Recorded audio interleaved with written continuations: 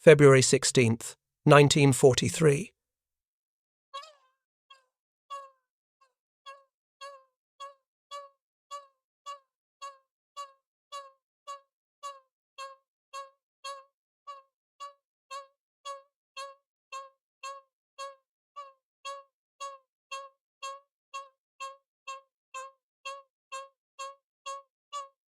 The screwdriver trembled slightly in Oberingenieur Klaus Hermann's hand as he opened the sealed metal case of the captured American radio set. Around him, 5 of Germany's finest radio engineers leaned forward, eager to examine the equipment that had fallen into their hands during the recent engagement at Kasserine Pass. They had spent 3 years hearing from Berlin that American technology was inferior, mass-produced junk created by a nation of shopkeepers and assembly line workers. The Wehrmacht's Funkaufklärung, the radio intelligence service, had reported that American forces relied on outdated equipment, primitive designs, and poorly trained operators. Yet something was wrong. Allied forces maintained constant communication across impossible distances. Their fleets never lost contact. Their ground units coordinated with precision that suggested something far more sophisticated than the primitive radios German propaganda described. The case opened to reveal an SCR-508 radio set, captured intact from an American M4 Sherman tank destroyed in the Tunisian mountains. What Hermann and his team discovered in the next 72 hours would shatter every assumption German military planners held about American industrial capacity, technical sophistication, and the future of the war. The mathematics of radio communications were about to reveal a truth more devastating than any battlefield defeat. The systematic examination of American equipment would expose not just a technological gap, but an industrial chasm so vast that Germany's defeat was already written in frequency crystals, automatic circuits, and mass production techniques that the Reich could never hope to match. The capture had begun on February 14, 1943, in the Kasserine Pass. General Erwin Rommel's forces, in a desperate counterattack against inexperienced American troops, had achieved a tactical victory, pushing the United States Second Corps back 50 miles and destroying over 100 American tanks. Among the wreckage, German technical intelligence teams moved quickly, searching for weapons, documents, and equipment that might reveal Allied capabilities. Hauptmann Friedrich Weber, commander of a signals intelligence detachment attached to the 21st Panzer Division, had standing orders to capture any American radio equipment intact. In a crater east of the pass, his team found an abandoned Sherman tank, its turret blown off by a German 88mm gun, but its radio compartment miraculously undamaged. Inside, Weber discovered not 1 but 2 complete radio sets. The SCR-508, designed for tank-to-tank communication, and an SCR-510 receiver. Both were intact, with their crystals, cables, and even the technical manuals still secured in their mounting brackets. Weber immediately ordered the equipment transported to the nearest German technical facility, knowing that this discovery could provide invaluable intelligence about American communications capabilities. The radios arrived at Technical Testing Station 12 on February 16th. The facility, hidden in an underground complex beneath Tunis, housed Germany's best radio engineers, men who had designed the Wehrmacht's own communication systems.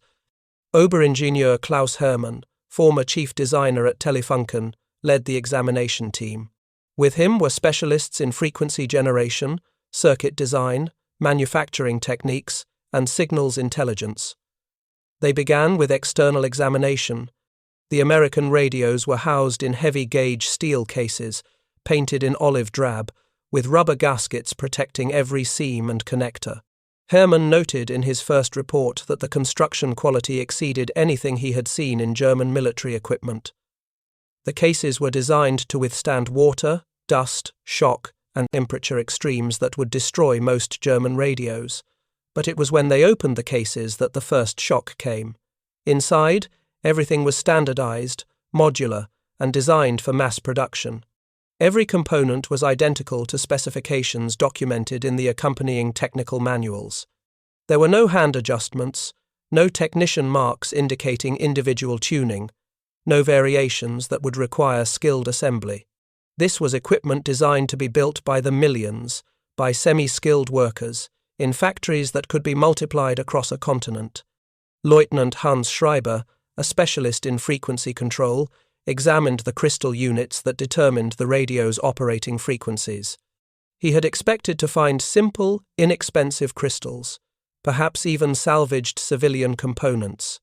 Instead, he discovered precision quartz crystal oscillators, each one ground to tolerances measured in parts per million, hermetically sealed in metal holders, with specifications that would have required weeks of laboratory work in Germany.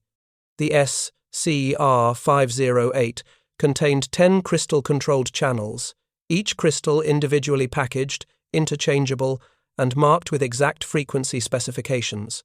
Schreiber counted the crystals twice, unable to believe what he was seeing. In Germany, crystal-controlled radios were limited to high-command units and aircraft, where the expense and scarcity of precision crystals could be justified. Here, in a standard American tank radio, 10 crystals were installed as casually as light bulbs. He carefully removed one crystal and examined it under magnification. The quartz was flawless, the electrodes perfectly aligned, the frequency marked precisely. This single crystal would have cost more than the entire German FUG-5 radio set in materials and labor. Yet the Americans were installing 10 of them in every tank radio, and they had already produced thousands of Sherman tanks. The team's initial examination revealed even more disturbing facts. The radio operated on frequency modulation, FM, rather than the amplitude modulation, AM, that German radios used. FM was theoretically superior, providing static-free communication and resistance to interference, but it required significantly more complex circuits and precise frequency control. German engineers had considered FM for military applications but rejected it as too expensive and complicated for field use. Yet here was an FM radio, mass-produced, installed in a tank that junior American soldiers drove. The circuit board revealed automatic frequency control, AFC, circuits that kept the radio locked on frequency without constant manual adjustment. German radios required operators to continuously adjust tuning to compensate for temperature drift, component aging, and power supply variations. American radios, it seemed, tuned themselves. Oberingenieur Hermann began drafting his first report to Wehrmacht High Command in Berlin. The words came slowly, each sentence contradicting years of propaganda and intelligence assessments. He wrote that the captured American radio represented a level of industrial sophistication that Germany could not match. The components were manufactured with precision that required specialized factories, trained workers, and quality control systems that simply did not exist in the Reich. More disturbing still, the radio was clearly not a prototype or limited production model. Every aspect of its design screamed mass manufacture. The Americans were building these radios by the thousands. Over the next 3 days, the team systematically tested every function of the captured radios. They connected the equipment to power supplies, antenna systems, and test instruments that filled the underground laboratory. What they discovered with each test deepened their growing sense of dread. The SCR-508's transmitter produced 25 watts of clean FM signal on any of 10 selectable channels. The switching mechanism that selected channels was elegant, reliable, and required no technical knowledge to operate. A tank commander simply rotated a knob to select a preset crystal, and the radio automatically switched frequencies, retuned its circuits, and maintained perfect transmission quality. In German radios, changing frequencies required a trained operator to manually adjust multiple controls, replace coils, and spend several minutes retuning the equipment. Range tests proved even more disturbing. Using a captured American whip antenna, the team established contact with a monitoring station 20 kilometers away. The FM signal came through clearly, without the static, fading, and interference that plagued German AM communications. Even when they deliberately introduced electrical noise from a tank engine, The FM receiver's limiter circuits stripped away the interference, delivering clean audio that German operators could only dream about. Lieutenant Schreiber focused his examination on the crystal oscillator circuits. He traced every component, measured every voltage, and documented the design in meticulous detail. What he found confirmed his worst fears. The crystal control system was not just sophisticated, it was impossible to duplicate with German manufacturing capabilities. Each crystal oscillator required a precisely cut quartz plate, ground to specific dimensions measured in thousandths of a millimeter. The crystals were then mounted in evacuated or gas-filled holders, with electrode spacing controlled to tolerances that German factories could not achieve in mass production. Temperature compensation circuits maintained frequency stability across operating temperatures from -40 to +60 degrees Celsius. Schreiber calculated that producing one crystal to American specifications would require approximately 40 hours of skilled technician time in German laboratories. The Americans had installed 10 such crystals in a single-tank radio. With thousands of Sherman tanks already produced, and similar radios in American jeeps, trucks, and command vehicles, the Americans were producing millions of precision crystals annually. He asked the obvious question in his report. Where were the Americans getting enough trained technicians to produce millions of precision radio crystals? The answer, when it came from intelligence sources, was even more disturbing. The Americans were not using highly trained technicians. They had industrialized the entire process. New factories in cities with names like Chicago, Newark, and Fort Wayne employed thousands of semi-skilled workers, mostly women, operating specialized grinding machines that produced crystals automatically. Precision measurements were performed by optical comparators and frequency counters, not skilled technicians. Quality control was statistical, with random samples tested rather than individual inspection. The Americans had transformed a laboratory art into an industrial process. The examination of the radio's receiver section revealed even more advanced technology. The superheterodyne circuit design was similar to German receivers, but the components were superior in every measurable way. Vacuum tubes were manufactured to tighter tolerances, with characteristics precisely matched to circuit requirements. Capacitors and resistors had stability ratings that German components could not achieve. The entire receiver was designed for alignment by semi-skilled technicians using simple test equipment, rather than requiring radio engineers with years of training. Most disturbing was the modular construction. Every major subsystem, transmitter, receiver, power supply, and control unit, was a separate, replaceable module. A tank crew could remove a failed unit and install a replacement in minutes, without tools or technical knowledge. Damaged modules would be returned to depot facilities for repair or disposal.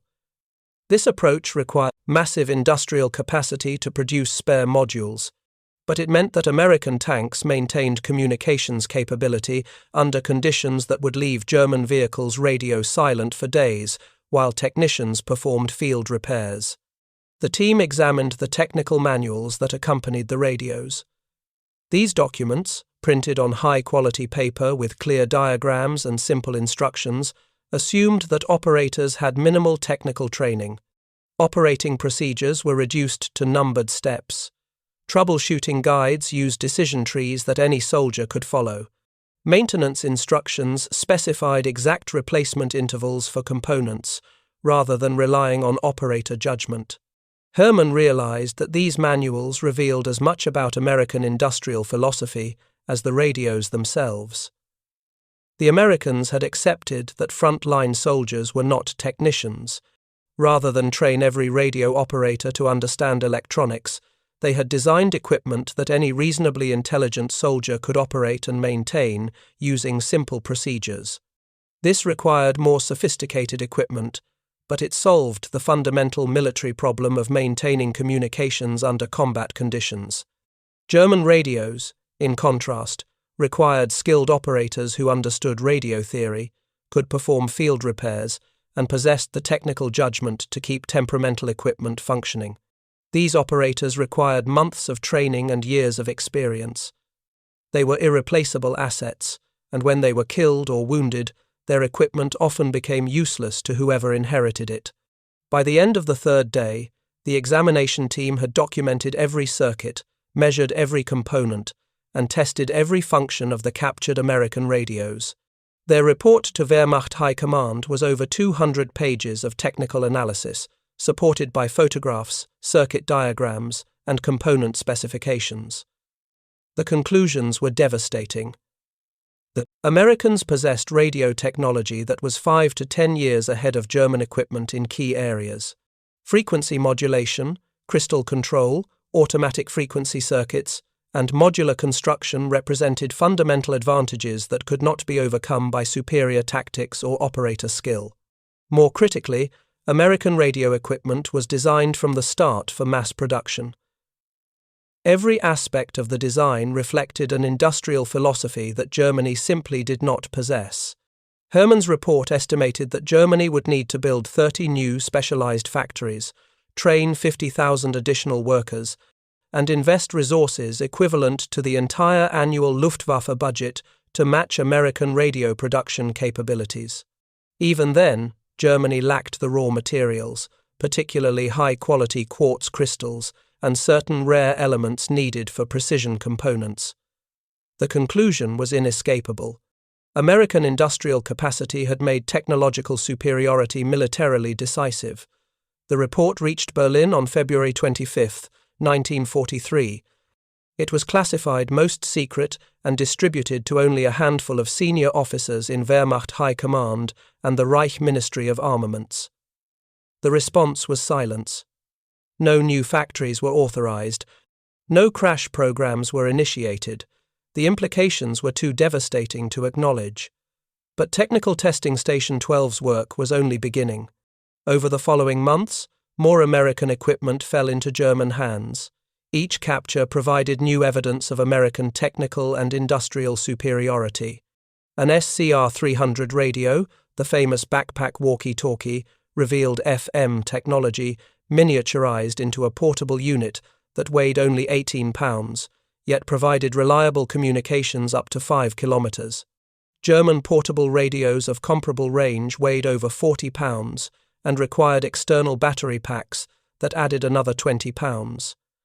An SCR-299, captured in Sicily in July 1943, stunned the examination team.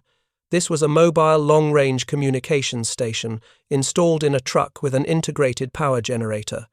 The transmitter produced 350 watts of power across a frequency range from 2 to 18 MHz, with crystal-controlled stability and the ability to change frequencies in minutes rather than hours.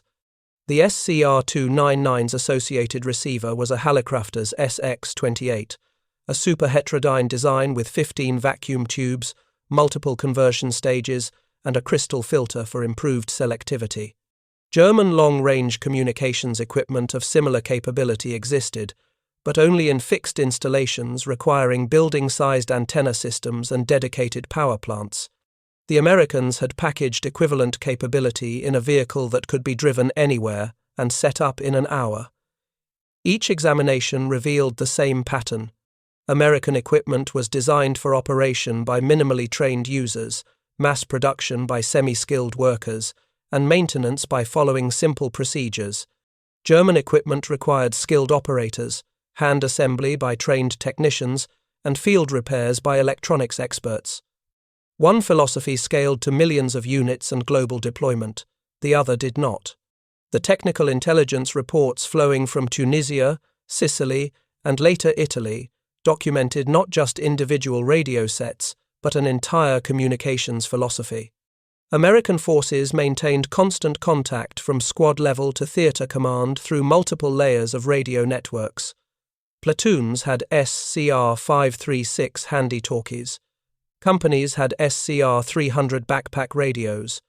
Battalions had vehicle-mounted SCR-508 and 608 sets. Regiments had SCR-193 and 299 long-range equipment. Each level could communicate with the levels above and below, creating a web of connectivity that German forces could not match. More critically, All American radios used compatible frequency systems and interoperable equipment. A forward observer with an SCR-300 could contact an artillery battalion 20 kilometers away using an SCR-608, because both used FM on compatible frequencies with crystal-controlled stability.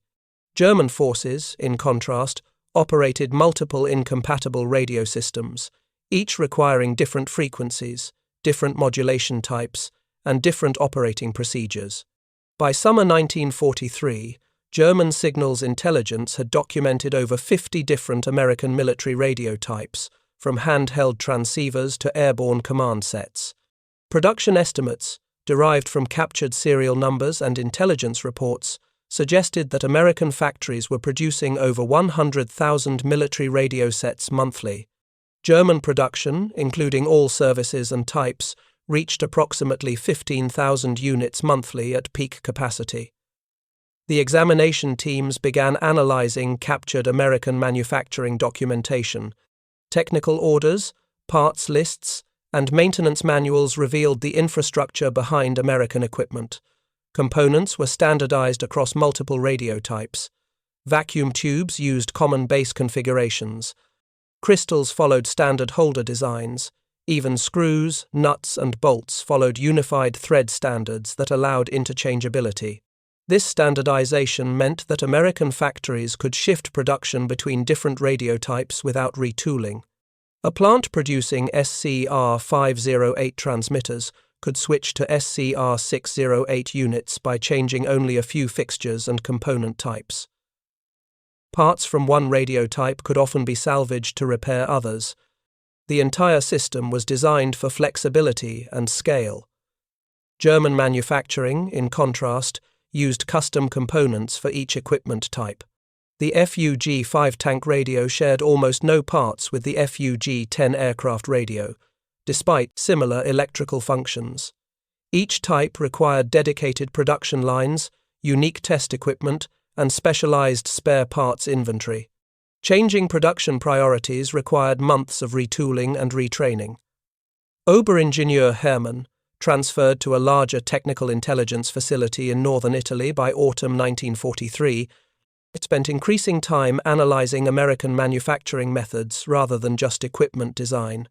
His reports to Berlin evolved from technical assessments of radio circuits to strategic warnings about industrial capacity. He documented the American electronics industry's explosive growth. Companies with names like Galvin Manufacturing, later called Motorola, had transformed from small radio manufacturers into massive military contractors.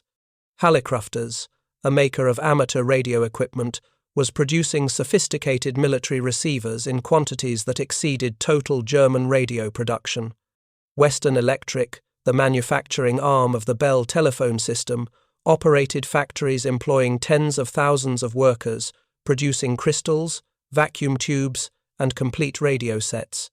These companies had not existed as major military suppliers before 1941.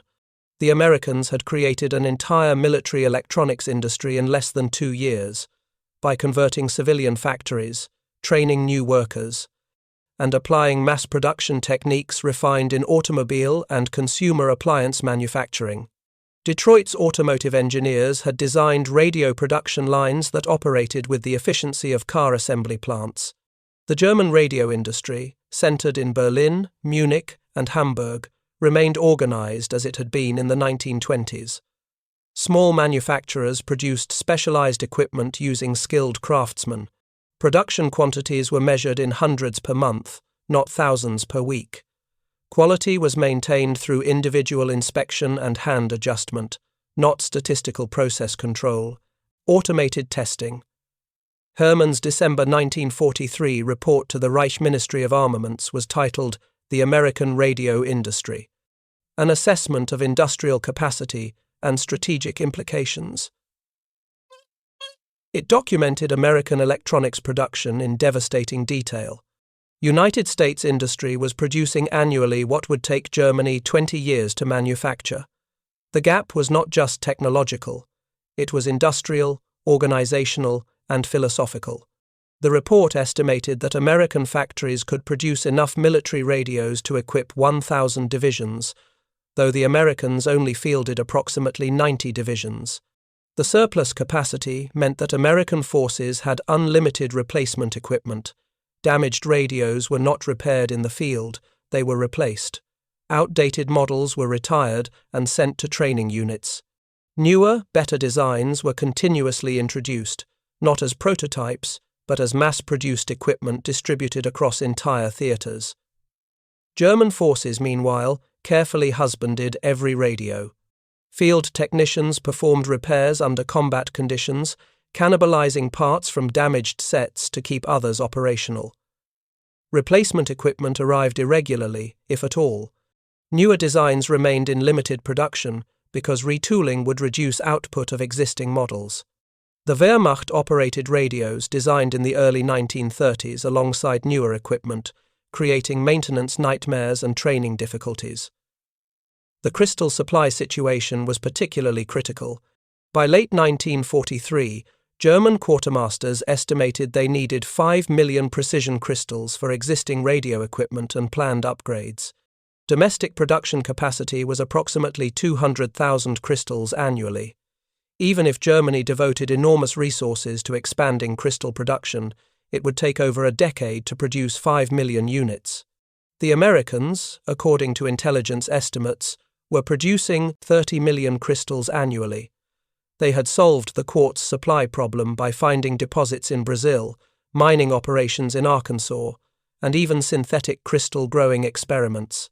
American crystals were not just abundant, they were superior in quality, achieving frequency stabilities that German laboratories could barely measure, let alone manufacture.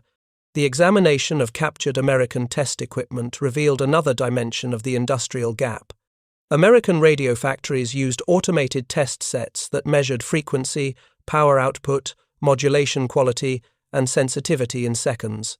These testers were themselves sophisticated electronic instruments produced in quantities that allowed every assembly line station to have dedicated test equipment.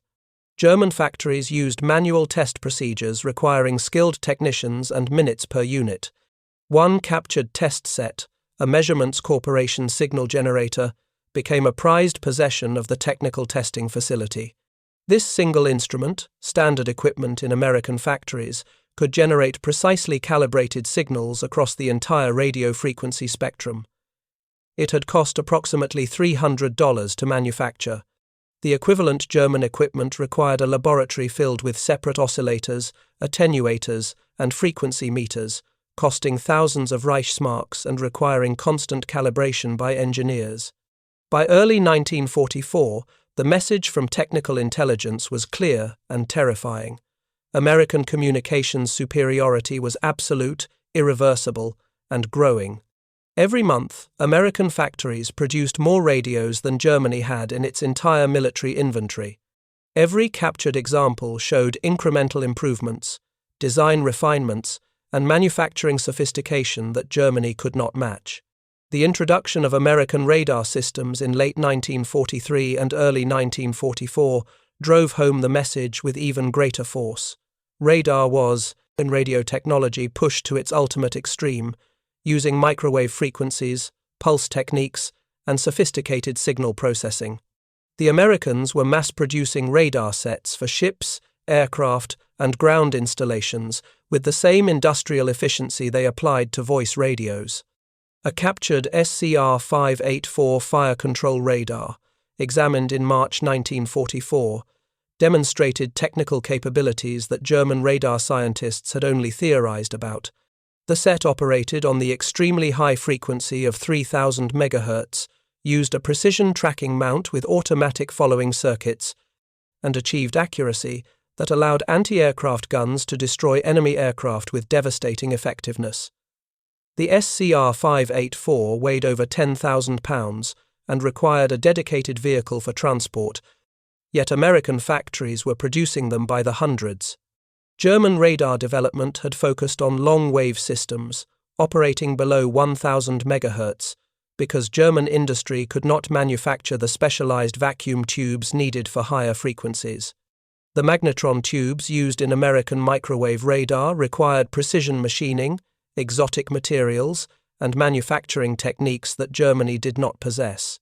Even when German scientists designed microwave radar systems on paper, they could not be built because the components simply did not exist in German industry. The systematic examination of captured American equipment continued through 1944, as Allied forces advanced up the Italian peninsula and prepared for the invasion of France. Each new example added to the mountain of evidence documenting American technical superiority. Improved radios appeared regularly. The SCR-694, introduced in mid-1944, provided frequency modulation tank communication with increased range and reliability. The SCR-619 aircraft radio offered hundreds of crystal-controlled channels and near-instantaneous frequency switching. Most significantly, American equipment reliability improved continuously. Early production SCR-300 radios had occasional problems with moisture ingress and battery contacts. Captured examples from late 1944 showed redesigned cases, improved seals, and modified circuits that eliminated these issues.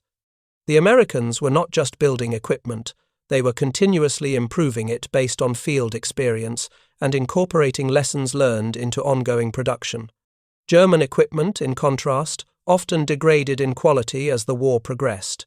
Material shortages forced substitution of inferior components.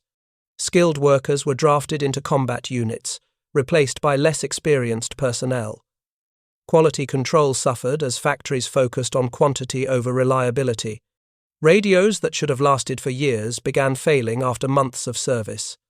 By the time of the Normandy invasion in June 1944, German technical intelligence had documented the complete picture of American communications superiority.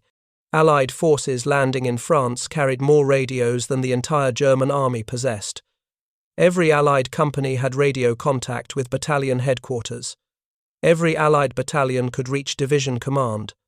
Artillery forward observers directed fire from dozens of kilometers away with perfect accuracy because their radios never lost contact. German commanders, attempting to coordinate defenses, found their communications breaking down under Allied jamming, artillery fire, and the simple chaos of battle. Radios that worked perfectly on test ranges failed in combat. Crystal oscillators drifted off frequency in the Norman summer heat, making contact between units impossible. Battery-powered sets ran down quickly because replacement batteries were unavailable. The communications network that German doctrine assumed would exist simply ceased to function under combat stress. The technical reports flowing back to Berlin became increasingly desperate in tone. Oberingenieur Hermann, now attached to Wehrmacht operations staff, wrote in August 1944 that Germany had already lost the electronic war. American jamming equipment, direction-finding systems, and signal intelligence capabilities allowed the Allies to locate and target any German radio transmission within minutes. German codes were broken, frequencies were monitored, and movements were tracked through radio traffic analysis. The final collapse came in late 1944 and early 1945, as Germany's industrial base disintegrated under Allied bombing. Factories producing radio equipment were priority targets. Telefunken's Berlin facilities were destroyed in November 1944. Lorenz's production plants in Stuttgart were bombed repeatedly. The Crystal production facility in Sudetenland fell to Soviet forces in January 1945. By March 1945, German radio production had essentially ceased.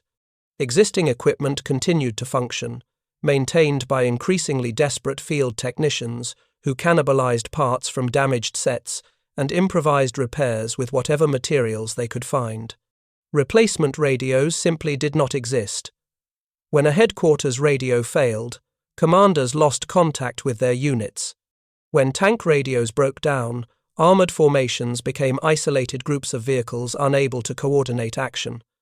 The Americans, meanwhile, continued improving their equipment even as victory approached. New radios introduced in early 1945 offered enhanced range, additional channels, and improved reliability. Production continued at full capacity, not because more radios were needed, but because the industrial machine could not easily be stopped.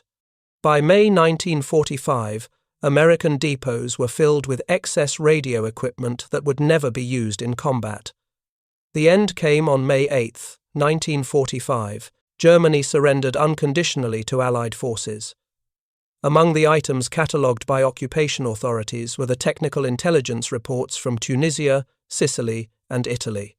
These documents, classified most secret by German authorities and hidden in salt mines and underground archives, provided Allied investigators with a unique perspective on their own equipment. American technical teams, searching through German facilities in the summer of 1945, were surprised to discover how thoroughly the Germans had examined captured American radios. The reports were accurate, detailed, and professionally done. They correctly identified American technical advantages and honestly assessed German inability to match American capabilities. One report, written by Oberingenieur Klaus Hermann in April 1945, as Soviet forces closed on Berlin, served as his final testament to the technical war. He wrote that Germany's defeat was inevitable from the moment German engineers opened the first captured American radio in Tunisia. The frequency crystals, automatic circuits, and modular design revealed an industrial philosophy that Germany could never match. The Americans had industrialized warfare itself, applying mass production techniques to every aspect of military equipment. Hermann concluded that future wars would be won not by the side with better soldiers or superior tactics, but by the side with greater industrial capacity to produce high-technology equipment in overwhelming quantities. Germany had excellent soldiers, competent generals, and adequate tactics. What Germany lacked was an industrial base capable of matching American production.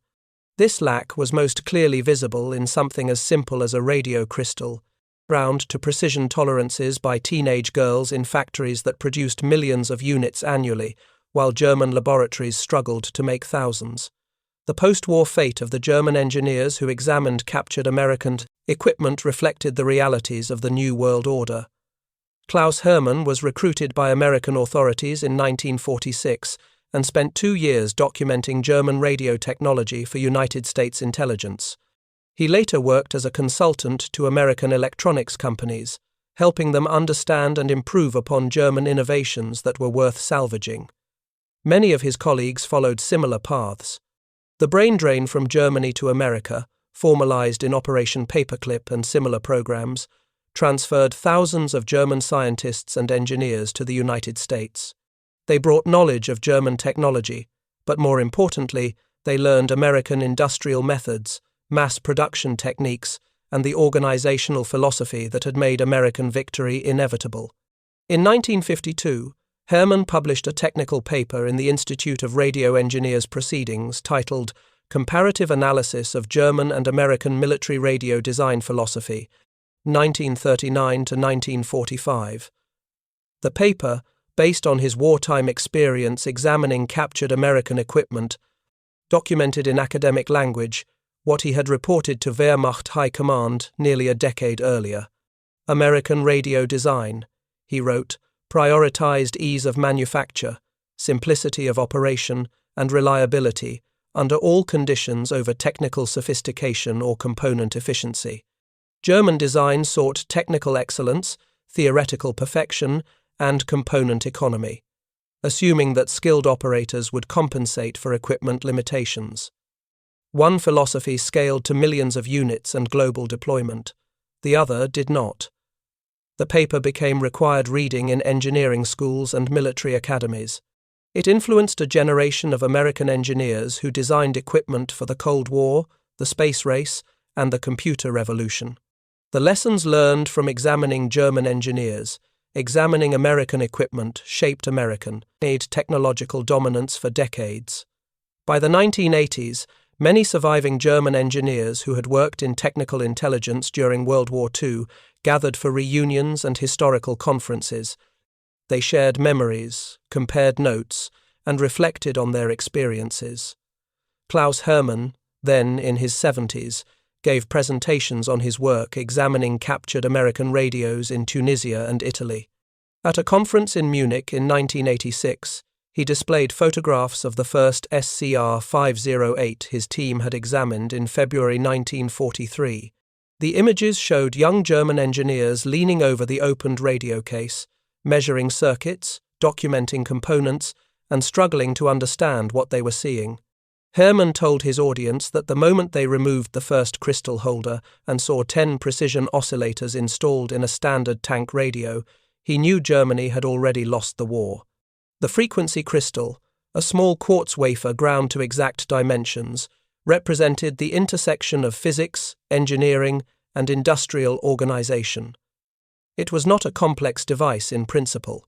Any competent laboratory could produce one, but to produce millions, to a standard quality level, with perfect interchangeability, at a cost low enough for installation in every military radio, required an industrial infrastructure that Germany simply did not possess.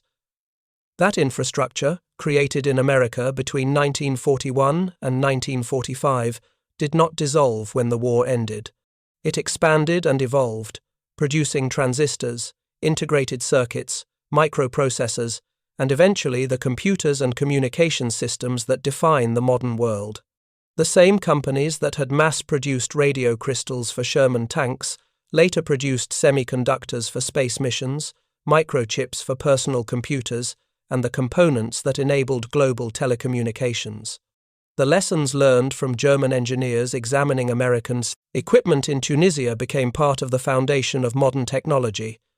Design for manufacture, standardize components, train operators simply, build test into the process, scale production to meet demand. These principles, visible in every aspect of American radio equipment in World War II, became the standard methodology for all high-technology industries. In 1995, on the 50th anniversary of the war's end, the Smithsonian Institution opened an exhibit titled Communications and Victory, The Radio War, 1939 to 1945. Among the displays was an SCR-508 tank radio, serial number matching the unit examined by Oberingenieur Hermann in Tunisia in February 1943. The radio had been recovered from German archives and returned to the United States as part of a cultural exchange program. Beside the radio, the exhibit displayed excerpts from German technical intelligence reports, translated into English, documenting the examination process and findings. Visitors could read Hermann's observations about crystal quality, circuit design, and manufacturing sophistication. They could see photographs of German engineers measuring components, testing circuits, and recording data. The exhibit made clear that German technical experts recognized American superiority, reported it accurately to their superiors, and understood its implications. The exhibit also displayed German radio equipment for comparison.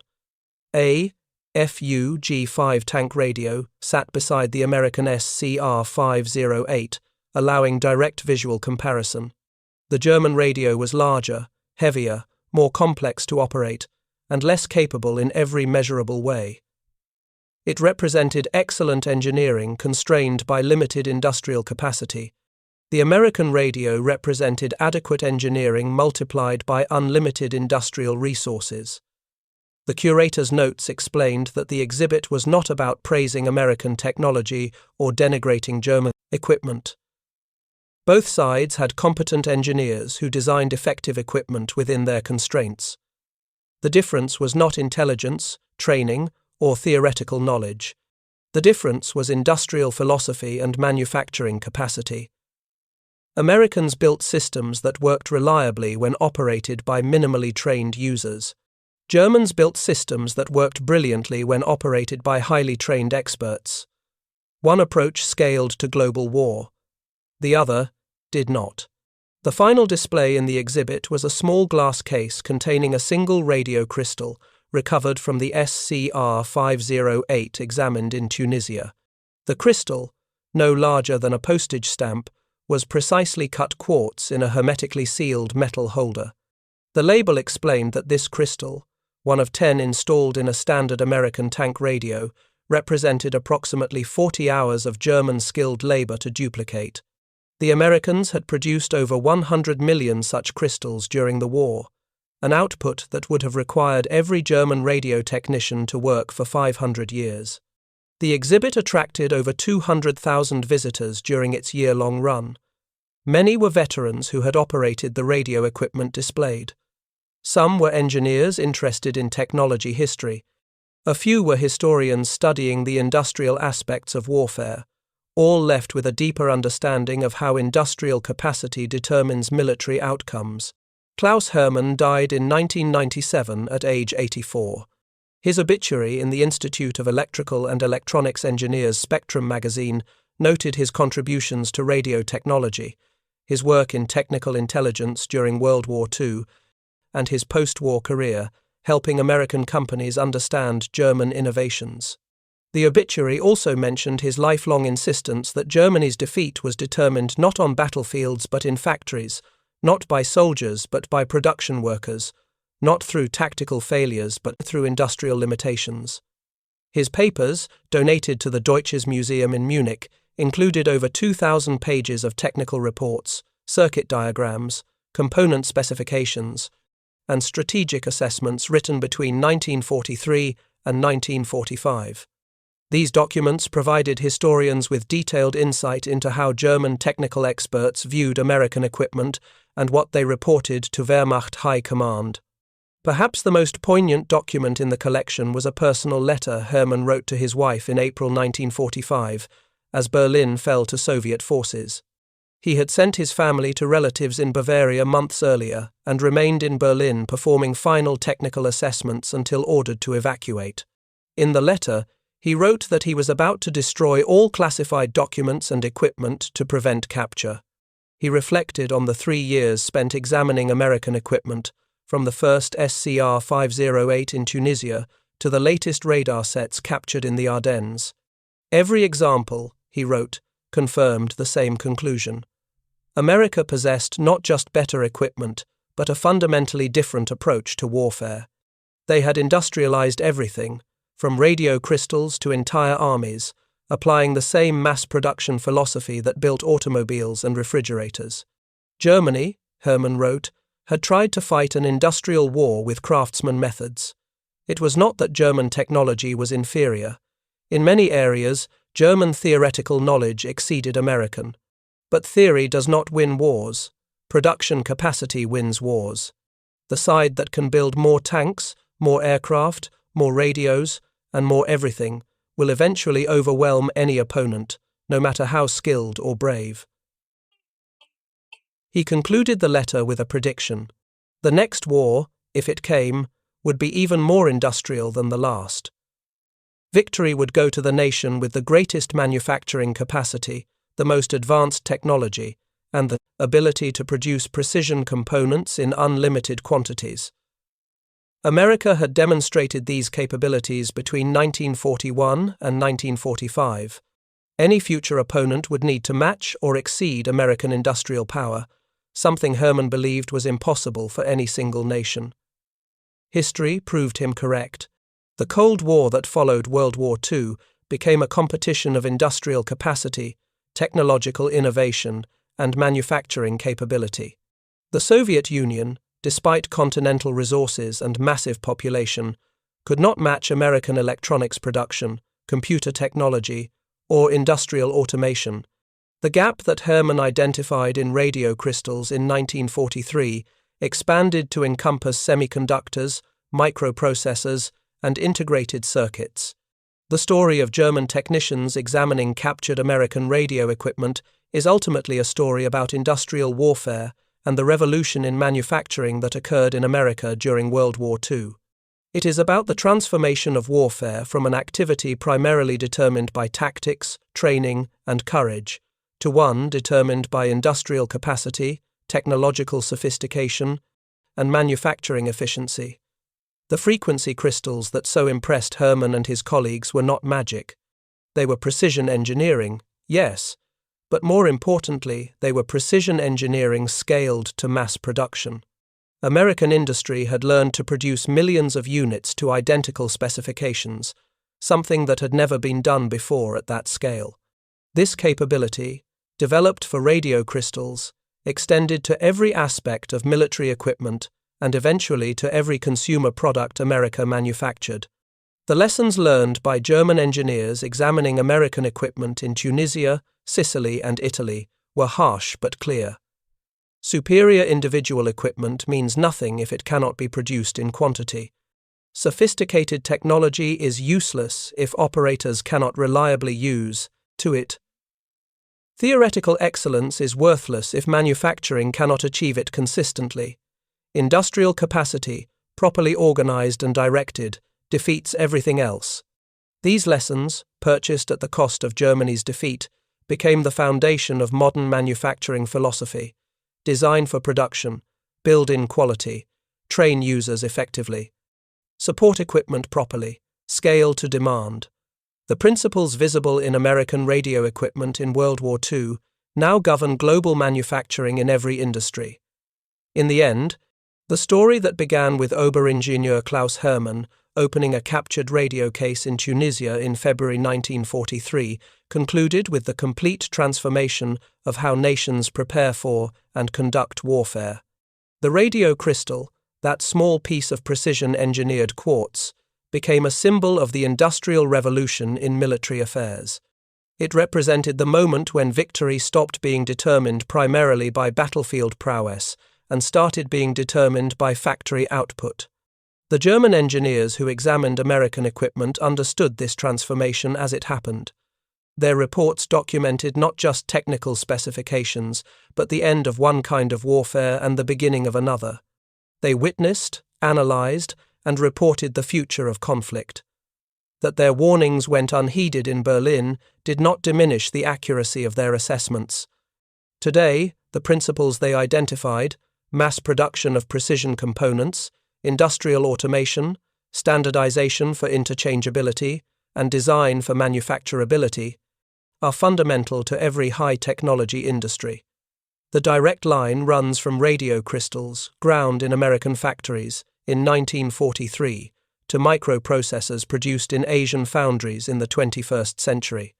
The industrial philosophy remains the same, only the scale has changed. The German technicians who tested captured American radio equipment in 1943 were not just examining communications devices. They were witnessing the future of warfare, technology, and industrial organization. Their detailed reports, classified and filed away during the war, eventually became historical documents that explained not just why Germany lost, but how industrial capacity determines the outcome of modern conflicts. Their conclusion, written in technical language but unmistakable in meaning, was that Germany had challenged the world's greatest industrial power with inadequate manufacturing capacity. The radio crystal, precisely ground quartz oscillator produced by teenage American girls in quantities Germany could never match, told the entire story. Industrial warfare demands industrial capacity. Without it, no amount of tactical skill, technological innovation, or individual courage can achieve victory. That lesson, learned by German engineers examining American radio equipment in underground laboratories across occupied Europe, remains relevant today. In an age of microelectronics, satellite communications, and computer-controlled warfare, the fundamental truth remains unchanged. The side with greater industrial capacity to produce high-technology equipment in overwhelming quantities will ultimately prevail. The Americans proved that principle between 1941 and 1945. The world has been adapting to its implications ever since.